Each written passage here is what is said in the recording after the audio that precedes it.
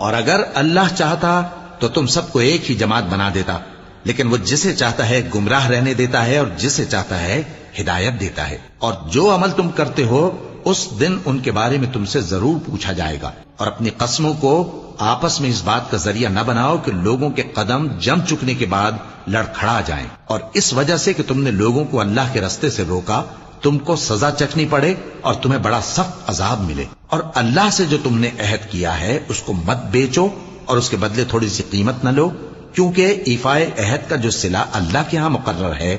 وہ اگر سمجھو تو تمہارے لیے بہتر ہے۔ جو کچھ تمہارے پاس ہے